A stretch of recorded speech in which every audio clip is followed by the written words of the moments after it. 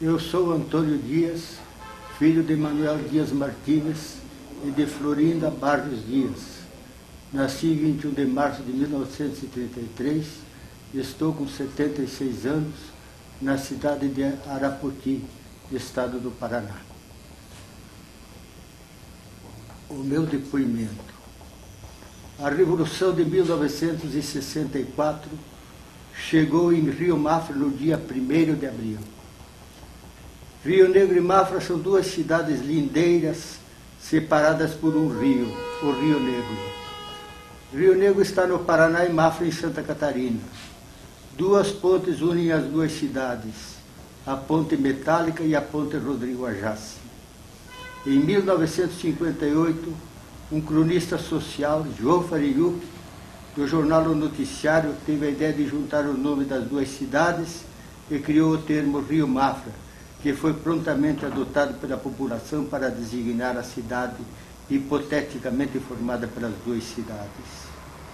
Houve vozes que se levantaram contra esta ideia, sendo a principal a do professor Sinésio José de Almeida Becker, mas o nome sugerido por João Farinhuc colou.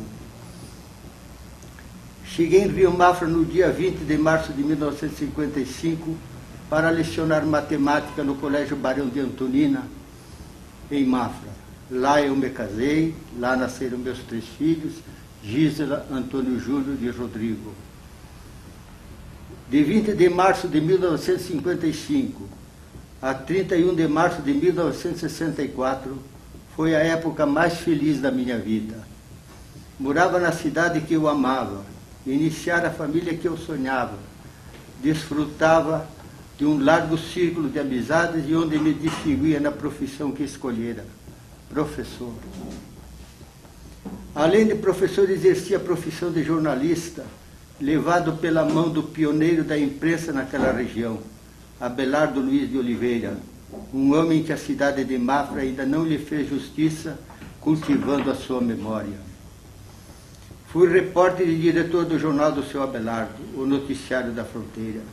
Depois fui fundador e diretor do jornal Tribuna da Fronteira com o professor Nivaldo Lang. Fui no campo político me filiar ao PTB, tendo sido eleito presidente do diretório de Mafra. Mas onde mais eu me distingui mesmo foi no magistério. Fizera concurso em Santa Catarina e fora aprovado em 1º lugar. Estava no topo da carreira, no nível mais alto, com um título pomposo, Lente Catedrático. Em 1958 fui admitido no corpo docente do Colégio Estadual Caetano Munhoz da Rocha, em Rio Negro. A remuneração nos 2 estados me proporcionava uma situação financeira excelente. Tinha o respeito dos meus colegas e gozava a admiração dos meus alunos, que nos últimos anos sempre me escolhiam ou para patrono ou para paraninfo.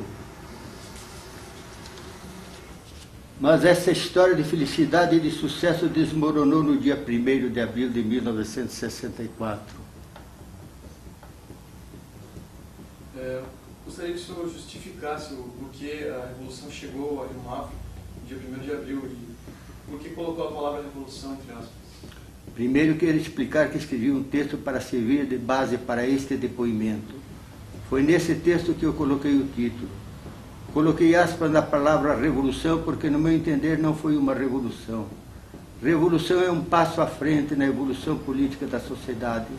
É a derrubada de uma barreira que se antepõe ao desenvolvimento do país. Qualquer movimento destinado a conter esse desenvolvimento não é revolução, é golpe de Estado. Foi o que aconteceu em 1964. Depois coloquei que ela chegou em Rio Mafra no dia 1º de abril, porque foi nesse dia que se iniciou a repressão com a minha prisão. Por uma coincidência, 1º de abril é o dia da mentira, pronunciando que seria uma revolução de mentira. Voltando ao texto, seria aproximadamente 18h30 do dia 1º de abril. Eu estava jantando, pois às 19 horas teria aulas no Colégio Caetano, em Rio Negro, quando bateram violentamente a minha porta. Eram 3 soldados da Polícia Militar de Santa Catarina, comandados por um sargento. Assim que abri a porta, eles me agarraram, me puxaram para a varanda, me derrubaram, me subjugaram, me algemaram e me colocaram em pé novamente. Então o sargento gritou: o senhor está preso em nome da Revolução por ordem do delegado Tupi Barreto. A seguir me empurraram para o meio da rua. Eu morava na rua Frederico Ais, esquina com a Marechal Deodoro. A delegacia ficava na rua Getúlio Vargas. Para ir de minha casa até a delegacia, o caminho mais curto seria seguir pela Frederico Ais até o cruzamento com a Getúlio Vargas e depois descer até a delegacia, aproximadamente 300 metros. Como eu estava na frente e os soldados atrás de armas em punho, tomei a iniciativa de seguir por esse trajeto. Mal deram alguns passos e o sargento gritou: não é por aí, vai pela Marechal Deodoro até Felipe Schmidt. De lá segue pela Felipe Schmidt, sempre pelo meio da rua. Na rua Marechal Deodoro fica o Colégio Barão de Antonina, onde eu dava aulas e onde exercia o cargo de coordenador geral do ensino. Quando chegamos em frente ao colégio, o sargento nos fez parar com o pretexto de examinar as algemas. Já havia um grande número de alunos no pátio, pois as aulas começariam às 19 horas.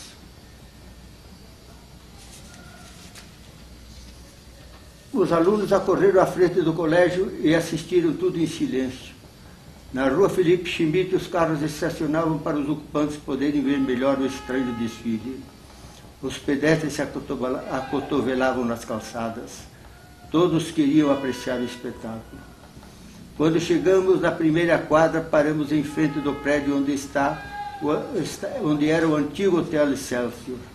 No varandão do hotel, o delegado Tupi Barreto fazia aperitivo com seus amigos paletas. Era assim que eles se autodenominavam. O sargento quis me levar até a mesa do delegado, alegando que este assim o ordenara.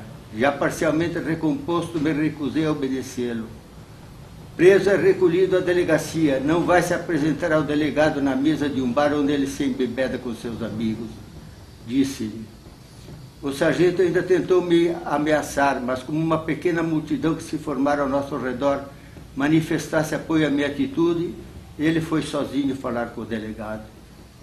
Minutos depois voltou e ordenou: vamos para a delegacia. E lá fomos nós, da mesma maneira como viemos, pelo meio da rua, eu na frente e os soldados atrás com as armas em punho, apontadas para mim, e o sargento ao lado, com um revólver na mão, gesticulando e bradando, como se estivesse comandando um grande espetáculo. Mas, chegados à delegacia, apareceu o delegado visivelmente alcoolizado, vociferando contra mim, chamando-me de comunista, subversivo, petebosta. Tupi era um ex-deputado pela UDN, eleito pela região de Joinville. Não conseguira se reeleger. Ele tivera que se reintegrar às funções de delegado. Politicamente estava em franca decadência, para não dizer morto. Na delegacia trancou-se no seu gabinete, certamente esperando passar o efeito do álcool. Depois de um certo tempo, mandou que me introduzissem em seu gabinete. No meu entender, raciocinando melhor, viu que agira precipitadamente, pois na noite de 1º de abril ainda havia dúvidas sobre a vitória da Revolução. O fato é que me tratou cordialmente, propôs um acordo. Eu te deixo ir dormir em casa se você me prometer que se apresentará amanhã às 9 horas. Fiquei perplexo com a mudança de atitude do delegado. Queria voltar para casa, saber como estava minha família. Minha esposa era muito jovem, tinha apenas 23 anos e estava grávida do Rodrigo.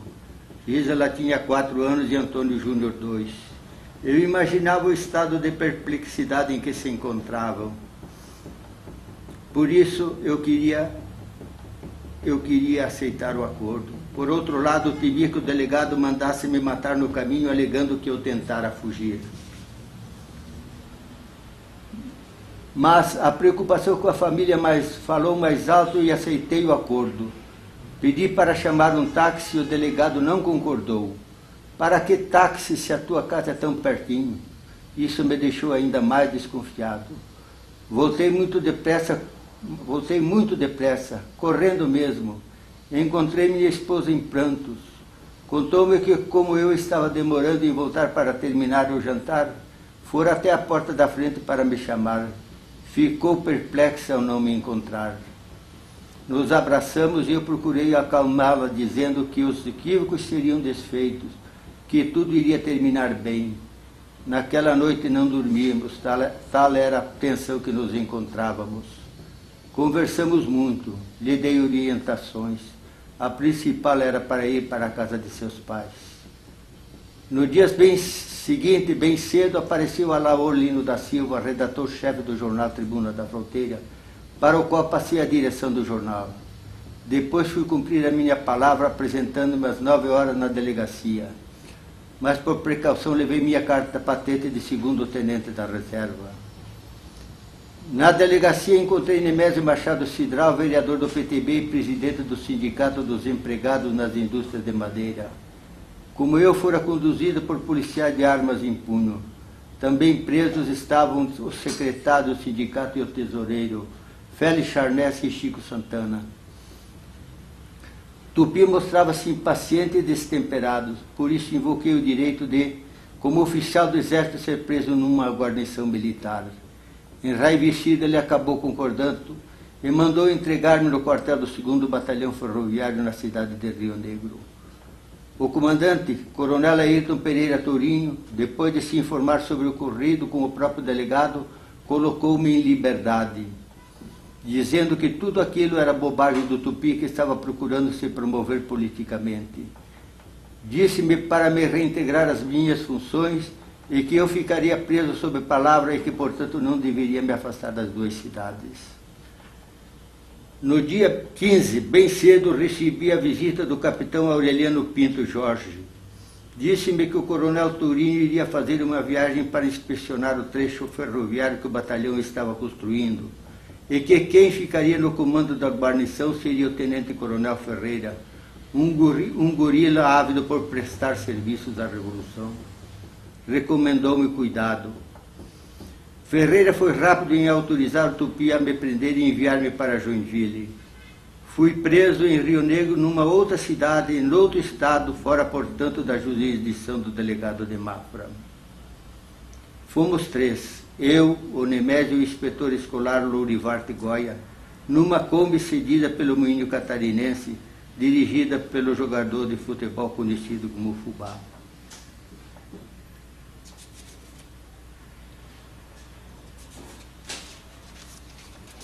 Em Joinville ficamos hospedados, entre aspas, no 13.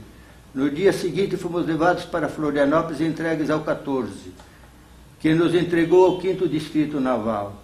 Lá encontramos Francisco Mastella, presidente do DCE da Universidade Federal de Santa Catarina. Agora éramos 4 e fomos entregues à penitenciária do Estado, onde recebemos um número. Mastella ficou com o número 47, eu com o 48, o Goya com o 49 e Nemésio com o 50. Como foi tratado nesse circuito de prisões? No batalhão de Rio Negro fui tratado com cortesia. Fiquei no cassino dos oficiais, e foram muitos oficiais que amistosamente foram conversar comigo. Ninguém abordou o assunto da minha prisão ou sobre a Revolução.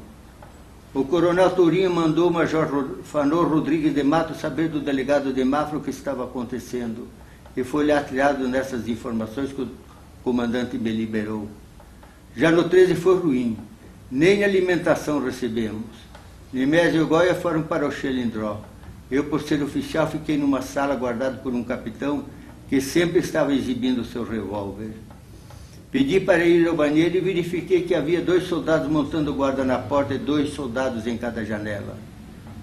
Pensei, como eles me acham perigoso.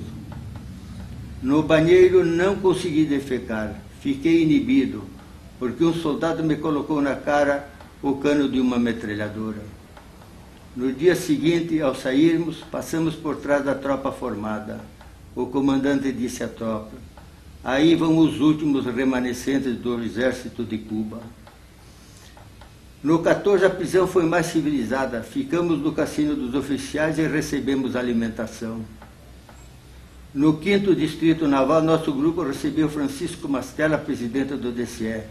O almirante estava muito atarefado na organização da Marcha da Família. Cogitou de nos colocar algemados na frente da marcha, mas depois desistiu da ideia. Nós 4 ficamos presos numa guarita, espremidos até terminar a marcha. À noitinha demos entrada na penitenciária e ficamos no pavilhão onde estavam outros 46 presos. Enquanto estávamos na penitenciária, foi aberto um IPM por determinação do Marechal Taurino de Rezende, presidente da CGI. Para presidir, ele foi designado o Major Rubens Cruz e secretariado pelo Subtenente Muniz. Foram ouvidas 25 pessoas. Depois de analisar os depoimentos, o Major concluiu: como os fatos apurados não constituem crime, sejam esses autos remetidos ao senhor coronel comandante do 2º Batalhão Ferroviário, a quem cabe solucionar o mesmo. O comandante coronel Tourinho aprovou o relatório e mandou arquivá-lo na unidade. O general Dario Coelho, comandante da 5ª Região Militar, discordou das conclusões do IPM, avocou o processo e mandou o promotor da 5ª Auditoria de Guerra abrir processo contra nós 3. Foram ouvidas mais algumas pessoas e depois disso o promotor apresentou denúncia contra nós no dia 22 de março de 1965 por infração aos artigos 20, 40 e 41 da Lei número 1802 de 5 de janeiro de 1953, antiga Lei da Segurança Nacional. O juiz auditor Ulisses Campos rejeitou a denúncia. Em 16 de agosto de 1965, forneceram, por entender que os elementos existentes nos autos do processo não forneceram indícios da culpabilidade dos acusados. O promotor interpôs o recurso ao STM. Esse negou provimento ao recurso por inexistência de crime, mantendo assim a decisão do juiz auditor. Os autos foram arquivados no Superior Tribunal Militar. Antônio, como foi o julgamento na 5ª Auditoria de Guerra? Foi garantida uma ampla liberdade de defesa? Não, eu não tive ampla liberdade de defesa. O meu advogado, Djalma Garbelotto, disse-me certa feita que não poderia fazer uma boa defesa porque não tinha acesso aos autos do processo e nem mesmo sabia qual era a acusação específica que me era feita. Que o promotor lhe dissera que pretendia me enquadrar no inciso 3º do artigo 2º da Lei de Segurança Nacional, se estou bem lembrado, e que a pena poderia ir até 20 anos de prisão. Mas quando o promotor formalizou a acusação, optou por um enquadramento bem mais brando. Aqui quero registrar um fato pitoresco. O deputado Haroldo Ferreira disse-me: eu sou amigo do Ditinho, o promotor. Vou pedir a ele que informe onde ele quer enquadrá-lo. Entreguei a carta na auditoria e solicitei uma audiência com o promotor. Quando entrei no seu gabinete, ele estava com a carta na mão esquerda e um terço na mão direita. Apontando a minha mão direita, falou: vade retro, Satanás. E eu, obediente, retrocedi. Oficialmente, dias antes do julgamento. Oficialmente, mediante um estratagema. O Djalma pediu-me certa importância em dinheiro, 40 mil, se não me engano, para dar ao escrivão, que então permitiu que levasse os autos para casa. Verificamos que o promotor havia sublinhado com lápis vermelho somente o que era interessante para a acusação. Então nós compramos um lápis vermelho e sublinhamos o que nos interessava. Por exemplo, muitos depoentes disseram que não conheciam o acusado, então nós sublinhamos. Em todos eles não conheciam o acusado. Também muitos, a maioria, disseram que diretamente não sabiam de nada. Sublinhamos diretamente. Dos 25 depoimentos, 18 disseram que não me conheciam, ou que nada sabiam, ou nada sabiam diretamente. Frei Heraldo disse que eu pregava abertamente o comunismo em salas de aula do Colégio Comercial. Sublinhamos Colégio Comercial e solicitei uma declaração do diretor do colégio, Dr. Acaristo Teral, dizendo que eu nunca dera aula naquele estabelecimento. O Djalma solicitou que essa declaração fosse anexada aos autos. Também havia declarações estapafúrdias, como do diretor da Rádio Rio Negro, que disse que, como representante da imprensa falada, assistiu a uma reunião a portas fechadas na Sociedade Musical Mafrense. Reunião secreta com a presença da imprensa.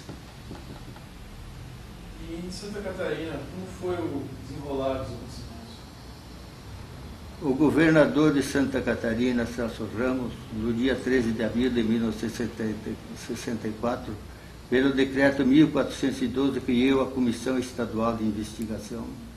No dia 25 de setembro, a comissão, atendendo conclusões do IPM, opinou por colocar o funcionário Antônio Dias em disponibilidade remunerada.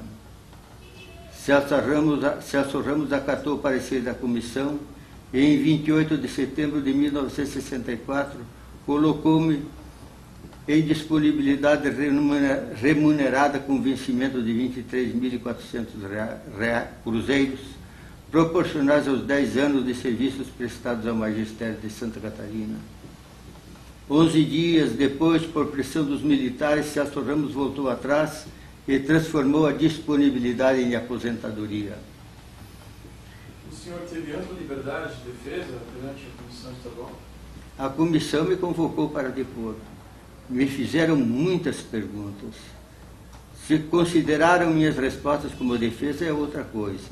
Para ser defesa, deveriam me informar do que eu estava sendo acusado. Deveriam dar direito de conhecer os autos do processo, estudá-los. Não, eu não considero que tive amplo direito de defesa. Estava na capital convocado que fora para participar de uma banca de concurso. O professor Pedro Bosco me contou que soube que eu seria punido pelo governador. Incontinente, fui ao palácio e pedi uma audiência ao Celso Ramos. Não consegui, mas fui atendido pelo chefe da Casa Civil, Aderbal Ramos da Silva.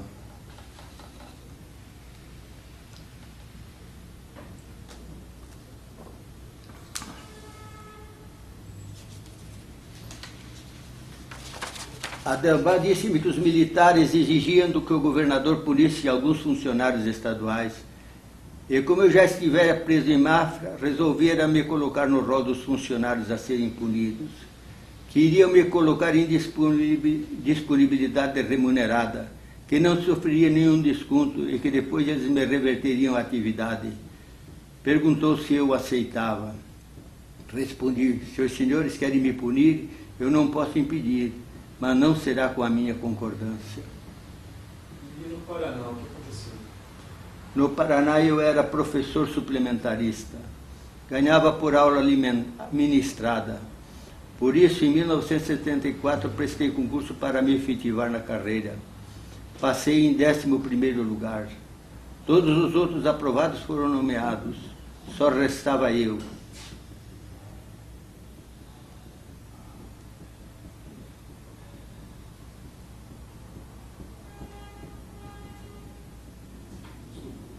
O senhor não procurou saber por que não era nomeado?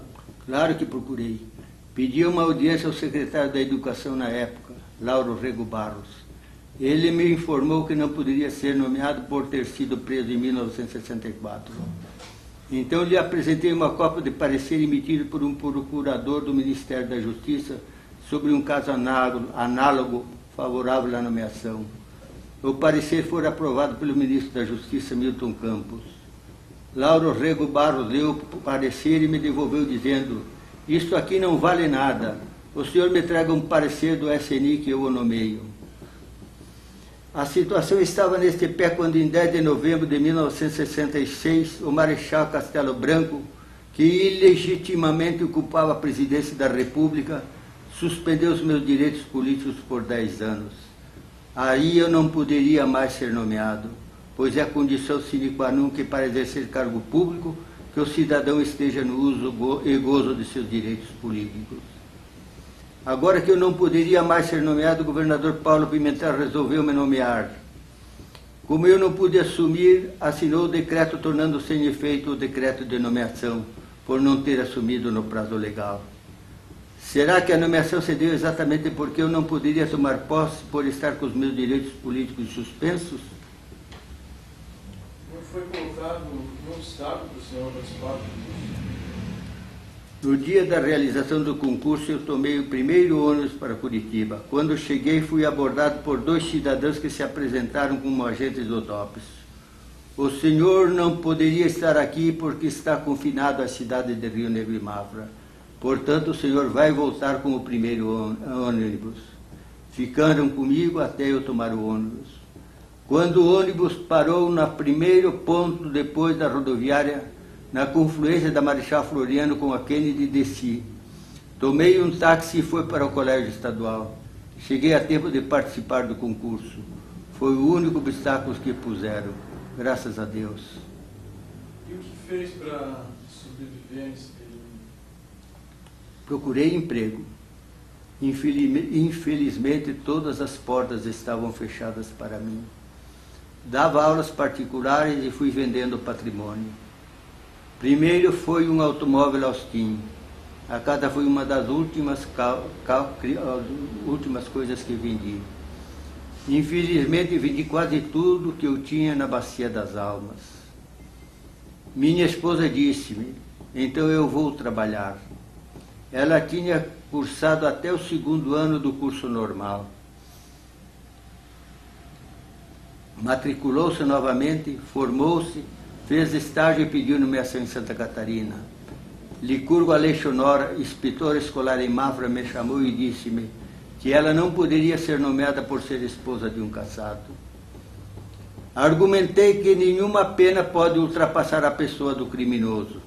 Não poderia impor restrições a ela por minha causa, ao que o professor Licurgo disse. Isso era antigamente. Agora os tempos são outros e ela não será nomeada. E não foi nomeada. Tentou nomeação no Paraná e também não conseguiu. As restrições eram tantas que quando me mudei para Curitiba, tentei comprar um telefone e a Telepar negou. Então a mulher comprou. Até hoje o telefone está em nome dela. No dia 31 de março, como se faz em todos os regimes ditatoriais, as escolas desfilavam para comemorar o aniversário da Revolução. O aluno que não desfilasse seria suspenso por 3 dias. Lembro-me que minha filha, então com 6 ou 7 anos, não quis desfilar. Tenho bem viva na memória a cena, ela na sala em pé determinada. Pai, eu não vou desfilar. Eu ainda argumentei, se você não desfilar, a Adelaide vai te suspender. O que interessa é o que a gente tem no coração. Ela ficou ali, em pé, determinada. Pai, eu não vou desfilar. Quando eu lhe disse, está bem, filhinha, ela correu para mim e me abraçou chorando. Até que ponto a perseguição prejudicou? Principalmente na questão do emprego. Ninguém queria me dar emprego, e se me davam logo voltavam atrás. Tinham medo de se indispor com a Revolução. A situação ficou tão asfixiante que eu resolvi sair do país. Fui para o Canadá. Não deu certo. A saudade da família trouxe-me de volta antes que eu pudesse me estabilizar. Conseguir do país foi uma façanha. Desde escolher o dia de viajar. Embarquei num sábado por julgar que no sábado haveria menos vigilância. Deu certo, mas na volta tive problemas. Em São Paulo havia um computador que foi apelidado de dedo duro, que identificava os passageiros que chegavam. O dedo duro me dedurou, e o que me rendeu longas horas de interrogação,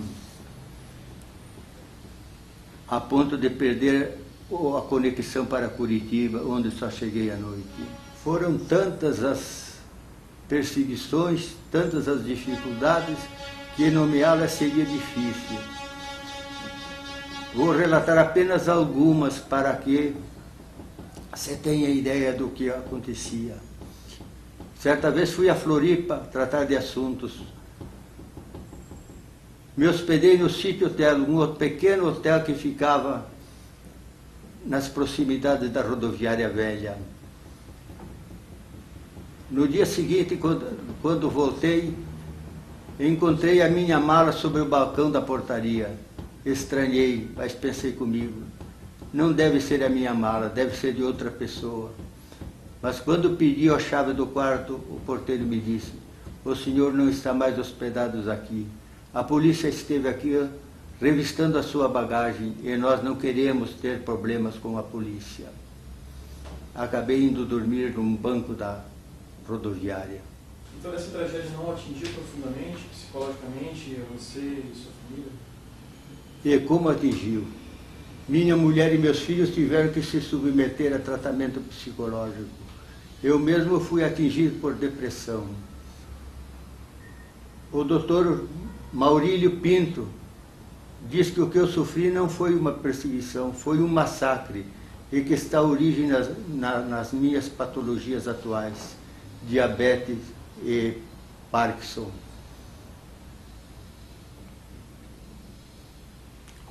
O estigma da revolução me acompanhou, portanto, por toda a vida. No início da repressão, quando algum companheiro se desesperava, eu dizia, calma que isto vai passar. A história nos ensina que nenhum regime totalitário baseado no terror perdura para sempre. E foi o que aconteceu. Hoje a sociedade brasileira repudia esse período negro da nossa história. E a história registrará essa página negra com apenas uma ou duas linhas, porque, afinal de contas, a história também tem o seu pudor. Esta é a minha história. A história de uma pessoa que foi perseguida durante mais de 20 anos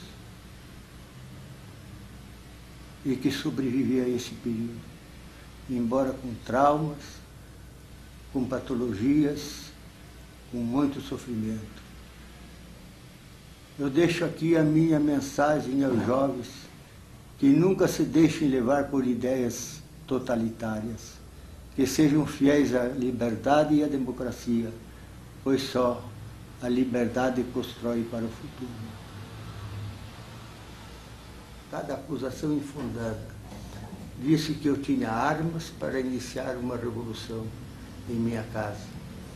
Eu tinha fuzis, metralhadoras e até canhões. Aí o major disse, não, mas isso é forte demais. Isso eu vou tirar. Digo, mas não tira, major. Digo, por favor, isso é minha defesa. Esse cabo é um louco, né? Eu ter canhões na minha casa. Mas incrível que pareça, os policiais os militares foram vasculhar na minha casa para ver se encontravam as armas. E felizmente não foram no correio, porque eu preso não pude retirar a correspondência, então ela foi se acumulando na caixa postal, depois eles colocaram embaixo, numa prateleira, né? E lá estava o jornal do Partido Comunista, Novos Rumos, Voz Operária. Se eles pegassem aquilo, eles faziam um baile em cima daquilo. Como? Toda a comprovação de militância do senhor, né? É. Esse movimento sindical, estudantil. E eles forçavam muitas coisas, sabe? Em São Bento houve uma greve. Eu tinha um jornal em São Bento e tinha um jornal em Mafra. O jornal de Mafra era a Tribuna da Fronteira, o de São Bento era a Tribuna da Serra. E o meu diretor lá, da Tribuna da Serra, era muito ligado aos industriais. E ele, então, mandou uma porção de artigos contra a greve, condenando a greve, né? Eu recebi aquilo para compor, ao colocar no jornal, eu não coloquei no jornal, né? E telefonei várias vezes para lá, para o sindicato, para saber o que estava acontecendo, né? Quando saiu uma edição completamente diferente do que eles esperavam, os industriais, o diretor do jornal lá. não é dizer que no inquérito estadual eles colocaram que eu fiz a greve, que eu fui lá primeiro fundar um jornal para dar apoio à greve, e que a comprovação estava lá, a relação dos telefonemas que foram dados. Conseguiram com a telefônica os telefones que foram dados, né? E que então estava manipulando a Assembleia através do telefone. Qual era o nome desse jornal lá? Em São Bento? Isso, Tribuna da Serra. Tribuna da Serra. Era uma grande loucura, né, a organização nessa época, né? Eles não tinham uma ordem, né? Era muita desorganização, e era a base disso tudo, né? Até desorganização de raciocínio, né? O que dava para sentir que estava por trás disso tudo, dessa revolução, entre aspas? Quem que apoiava principalmente isso? Hoje foi um dia ruim para fazer o depoimento, porque eu estou muito atacado do Parkinson. Não sei se vocês estão notando que eu estou tremendo.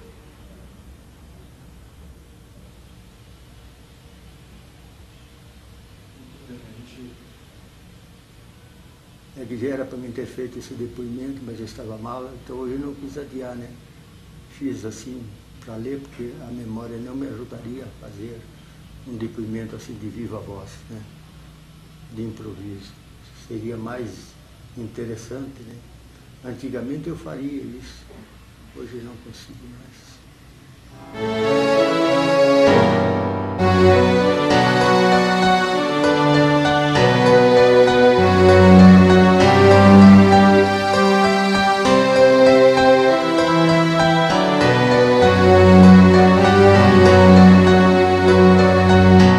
Ouça bem esta canção, ela fala pra você.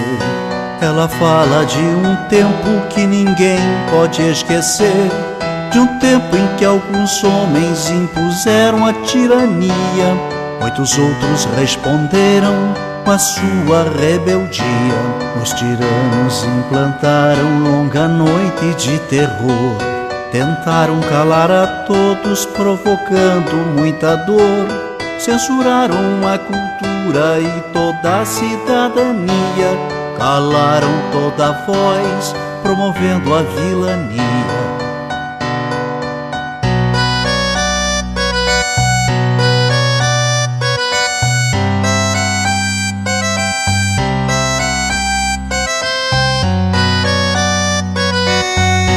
Pelas fábricas, escolas, nas ruas e construções, reagiu o nosso povo à violência dos grilhões. Resistiram estudantes, camponeses e operários, foram homens e mulheres a enfrentar os sanguinários. 3 reis, Zé e Désio, Seixas, Isis, Marighella, entregaram suas vidas pra vida ficar mais bela. Muitos outros foram mortos por lutar contra a opressão, ou desaparecidos, ou no exílio ou na prisão.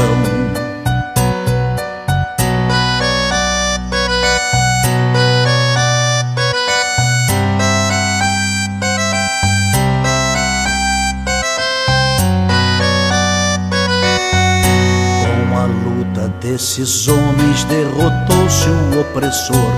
Muito sangue derramado, muita lágrima e suor. Quem tem medo de retorno não se sinta equivocado. O terror que foi um dia poderá voltar dobrado. A mesma vigilância de quem ama a liberdade poderá impedir que volte o império da maldade. Mas a luta continua por justiça e pelo pão, pela reforma agrária, por saúde e educação.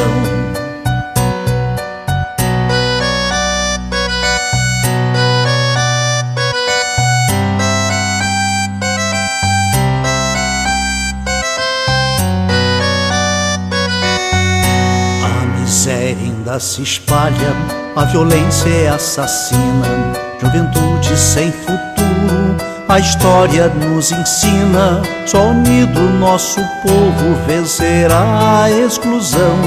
Um homem tendo por outro sentimento de união. O recado já está dado pro vizinho e seu irmão. Quando a luta cai, o outro estende a mão. Não se cale quem tem fome, quem tem sede de ternura, pois a vida favorece a quem luta com bravura.